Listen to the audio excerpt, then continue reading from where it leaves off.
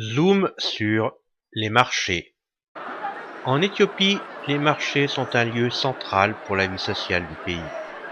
C'est là que tout s'achète et tout se vend. Ne pas en visiter lors de son séjour serait très dommage. Addis Abeba en possède plusieurs. Le plus gros, Mercato, couvre tout un quartier. Là, chaque rue, chaque ruelle, correspond à une activité précise. Avant de repartir chez vous, il vous permettra d'acheter du café de qualité et d'autres souvenirs.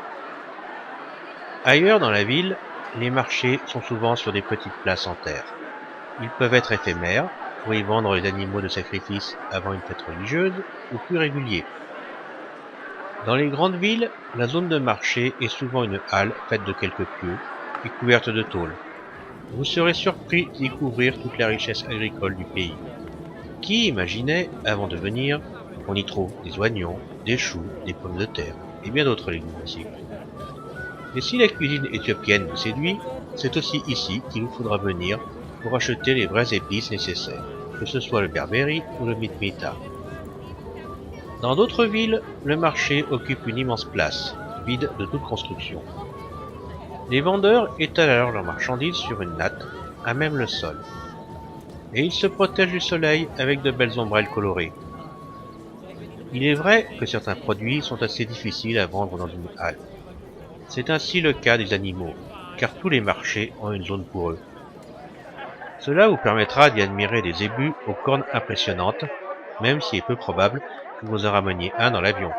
Néanmoins, si vous vous sentez l'âme d'un cheikh arabe, certains marchés pourront aussi vous proposer de superbes dromadaires. De plus, dans vos déplacements, vous croiserez obligatoirement des personnes sur les routes qui se rendent au marché local. Celle-ci porte sa récolte sur le dos. Celui-ci y conduit ses animaux. Et au retour, si le marché s'est bien passé, ils reviendront les poches pleines de bière et porteront aussi ce qu'ils auront acheté pour leur famille. Quant aux touristes, ils y trouveront aussi facilement des souvenirs à ramener. Mais n'hésitez pas alors à marchander, les prix touristes ayant tendance à être particulièrement gonflés. Et si une pièce vous plaît, mais que le prix est excessif, donnez au marchand le prix maximum que vous êtes prêt à payer. Il refusera bien sûr.